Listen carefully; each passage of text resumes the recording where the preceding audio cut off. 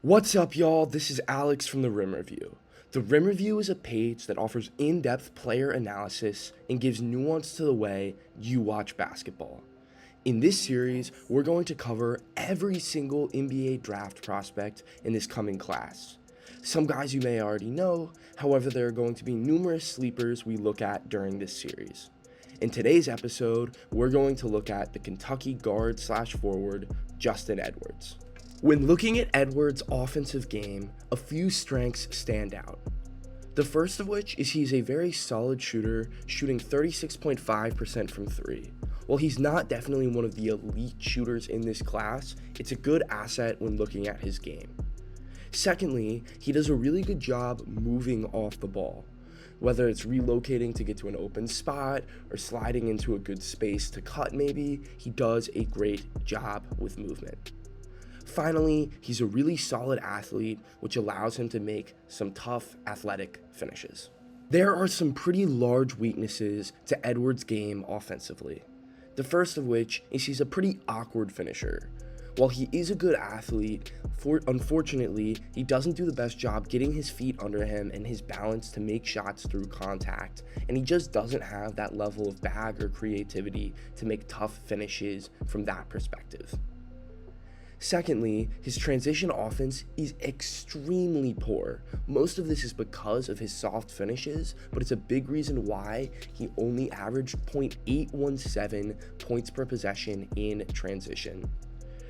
Next, he's really not great when it comes to creating for others, and he doesn't make those high-level reads. At times, he'll be able to make the simple play, but it's very much inconsistent, and that's why he only averages a 1.07 assist-to-turnover ratio. Finally, he has a really big tendency to settle for tough shots, specifically mid-range shots. This happens a lot when he has to attack a closeout because he's not as comfortable finishing at the rim. If it's not a three-point shot, it's typically a mid-range, which isn't always a recipe for disaster, but when you do it as much as he does, it's a recipe for a lot of inefficient shots. Now, let's get into the film and see Justin Edwards on the offensive end. In this possession, Justin Edwards initially does a good job sprinting ahead and now creates a one-on-one matchup. Unfortunately, as you see here, he's off balance and it leads to a miss. One thing that I'd like to point out here is when he jumps, he only uses one of his feet, which leads to him being off balance. Had he played off of 2 feet, he would be able to jump into this man, have all of his strength and power, and potentially have a much better chance in making the shot. Instead, he's off balance, and look at this posture when he's shooting. This is not a good position to be when you're trying to make a layup. In this possession, Justin Edwards is going to once again have a soft finish in the pick and roll. Right here, Edwards calls for a ball screen at the wing against Dalton Knecht. He gets a matchup and is now guarded by a much smaller and softer guard in Santiago Vescovi. He blows by him, however, once again, he's uncomfortable and doesn't get off of both of his feet. He kind of tries to load off of 2 right here, however, he jumps off of 1. I'd like to see him be more balanced and more in control, and if he were, when the defense comes over to help, this lob dunk would have been wide open, or just a simple shovel dump off. Instead, it was a bad shot. In this possession, Edwards is once again going to be in the pick and roll, as he calls for what is known as an empty ball screen. It's empty because no one is over here, and what's good about that is basically you can draw a line of the court and everyone's over here, so it's really a nice 2-man game that's going on. The screen is good and it's able to clip the man. However, Edwards really settles for not the best mid-range shot. Right here, if this man is popping, I assume that he's at least a decent shooter, and this would have been an easy 3. He also could have cut to the basket for a wide open layup, and Edwards probably could have taken one more dribble in. Instead, he takes this shot, which in my opinion is a losing one. On this possession, Justin Edwards is coming off of this screen right here. It's known as a stagger because these 2 guys are both setting screens for Edwards. Edwards comes off and once again settles for a really bad mid-range. When he's curling right here, when the defense comes over and is collapsing with 2 guys, just make the simple pass out here to Antonio Reeves, who's one of Kentucky's better shooters. That would have been a much better look than this one. While this is true, Edwards is a good shooting threat, and when he comes off screens, there are opportunities for him to score. In this possession, Justin Edwards comes off of a really nice screen and knocks down a three. What I love about these types of screens is it's like the combination of a flare going into a corner, which some teams call a hammer screen. It allows him to get open, and number 15 on LSU is focused so much on this drive that he doesn't notice Edwards coming off the screen, and the center is also occupied with this drive, so he doesn't think to talk and call it out, and it leads to a wide open look. Love seeing him shoot threes off of movement. On this possession, Edwards is alert after an offensive rebound and knocks down a three. This is an extremely simple play, however, it's how he's going to score in the pros. On this possession, Justin Edwards is going to come off of what is a shake three. For those of you who don't know, as this screen occurs right here, Edwards is going to lift, and this is really good movement because it allows him to get open to knock down the three. The reason why this works is because Edwards' man is very occupied with this roll right here and has to come over to catch the roll man. While this happens, Edwards lifts, creating more open space, and this center is occupied with a hedge on Reed Sheppard, and so it leads to a wide open three. It's a simple yet very effective play. On this possession, we're going to see another example of a shake three opportunity. This is not necessarily the same as the last clip.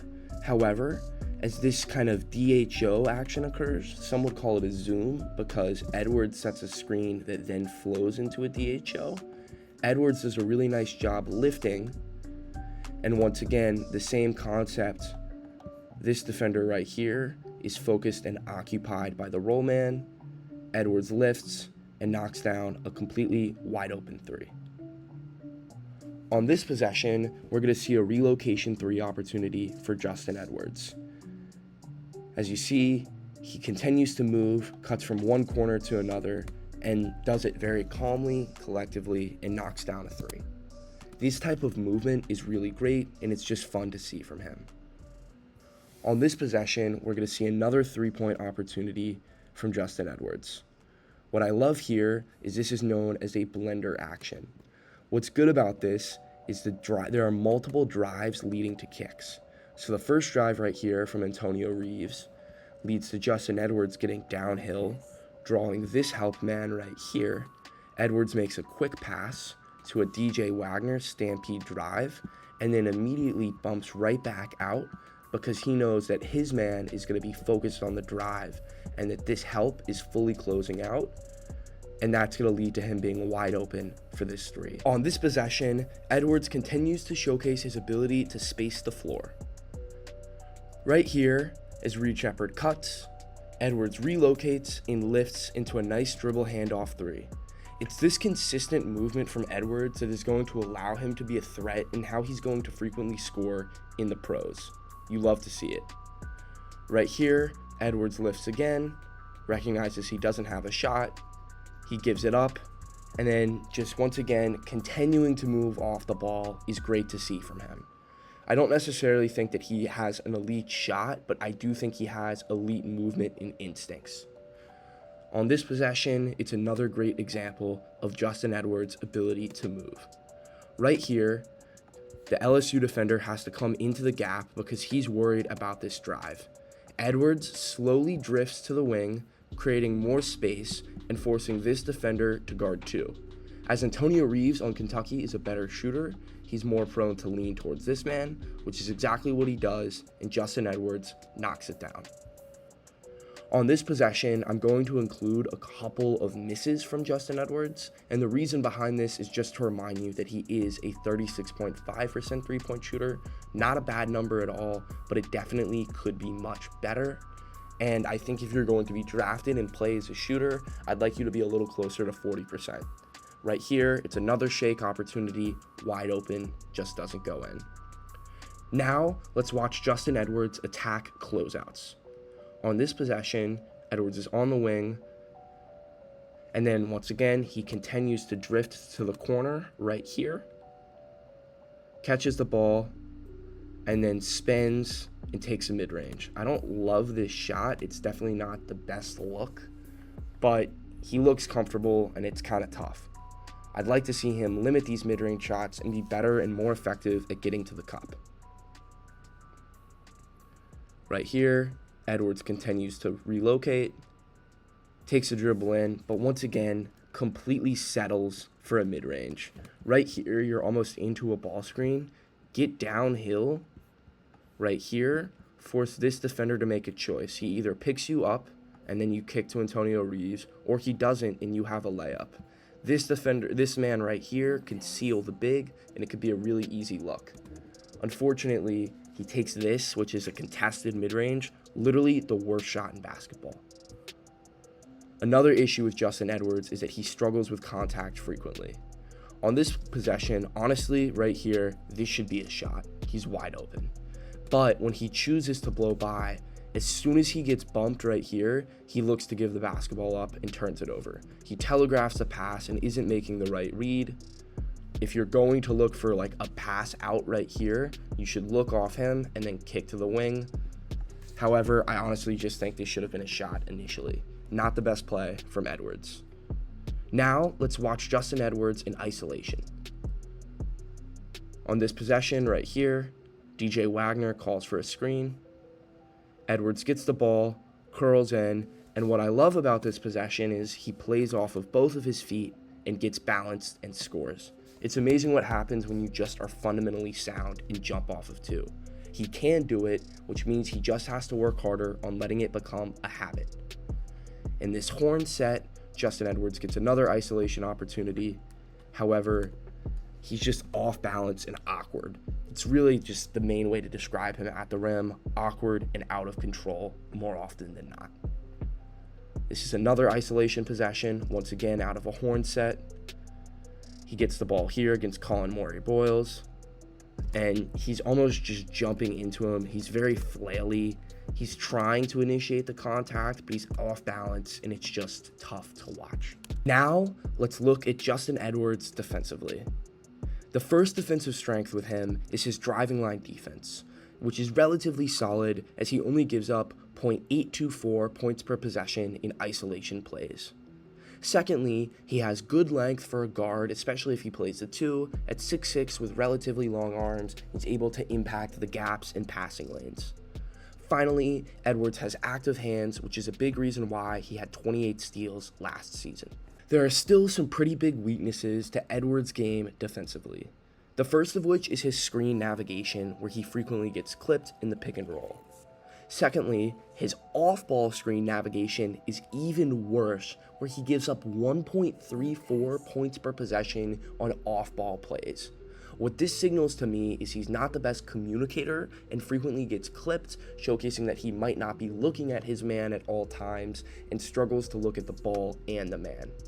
Finally, there are stretches where he may cheat plays, and what I mean by that is if he sees a pick and roll coming, he will lean the direction of the screen, which frequently leads to him giving up refuses and easy drives. I definitely would like to see him become more of an alert defender overall. Now, let's watch Justin Edwards' driving line defense. In this possession, Edwards switches on to a guard, and then this is exposed here with a reload. Despite this, Edwards is active, aggressive, navigates through this screen, and I just love seeing him guard with his chest. He's a very engaged, on-ball defender. On this possession, it's another driving line defense, and he beats his man to the spot. One thing I would like to note here is he's a little late recovering. However, he beats his man, and it leads to a turnover.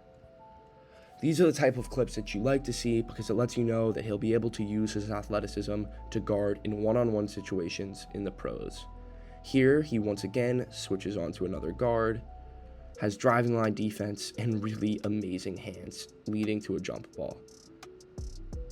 Once again, against another guard, Edwards is being relatively aggressive here, good footwork, and wow, just really good defense. Forcing that mid-range shot and giving up a contest is awesome to see. On this possession, Justin Edwards does struggle in a driving line situation. It's letting you know there's still more for him to work on. Right here, the change of pace completely leads to him getting blown by, and what I hate to see here is when this occurs, he's almost like stranding up straight, not in the most athletic stance. It's reminding you once again that there are times where he's not engaged. On this possession, he's once again in a driving line situation. However, he falls for a pump fake, which is once again that cheating that I mentioned earlier. He frequently will look for highlight plays, and it leads to issues. Now, let's look at Justin Edwards in off-screen situations. Right here, he actually does a really good job fighting in an off-screen situation, making it difficult for Dalton Knecht to catch the basketball. Really great stuff, really ruining the play. Now, when this screen occurs, he switches at the last minute, which is good talk, and it leads to a block. Unfortunately, more often than not, he's clipped when it comes to coming off of screens. Right here, he's clipped multiple times, and it leads to a Wade Taylor wide open three. Against South Carolina, it's more of the same, and he just struggles coming off of screens. Right here, the change of direction and the re-screen action completely confuses Edwards, and it gives up a basket. Now, let's watch Edwards in the pick and roll. This screen occurs right here. He does get clipped. However, he does a nice job using his long arms to impact the play. On this possession, he gets clipped again. I love seeing him engaged right here, which is good to see. However, when this ball screen occurs, he's clipped and is unable to recover and get back in time, leading to an easy mid-range. Finally, on this possession, he gives up a refuse, and this is once again a reflection of him cheating. Look at his footwork here. He slides in the wrong direction, and it leads to an easy layup. That happens far too often for Edwards, and he's going to need to work on it. Justin Edwards is going to have to improve in a variety of different areas if he wants to be a real contributor in the NBA. His inability to do much when it comes to finishing at the rim is a major red flag, and his lack of real shot creativity outside of just moving off ball is another one. However, he does showcase really good movement and is a good athlete. His high school hype was very high, which is why he was a big 5-star that went to Kentucky, and this is going to help him when it comes to getting drafted. Defensively, he's frequently engaged on ball. However, there are some really bad habits that he could improve on. As far as what I think his NBA career could look like, I think it could go a couple of different ways. I think if I'm just looking at his college film, I would say that his ceiling would be a type of like 7th or 8th man that can come in and give you spot minutes, space the floor, and be a good on-ball defender. I think that this is potentially an outcome that could occur. However, I'm worried that his more realistic outcome could be one in a world where coaches don't put him on the court because they're worried about his ability to create for himself, and they don't want someone on the court who's going to be disengaged off ball. And I think for his like absolute worst floor, he might go undrafted. As far as where I would pick him, I think that I would probably wait until like the late 50s to snag him, maybe even get him on a two-way undrafted. However, he was very hyped up in high school, and he has the Clutch Sports Agency representing him, which are two big pluses, and I think that it's much more realistic that he goes in the mid 40s to early 50s, but in my opinion, I would pick him a little bit later. Overall, I think Edwards has a chance to be a nice bench piece added to an NBA roster. Thank you for watching another episode of The Rim Review, and we'll be back at it again tomorrow.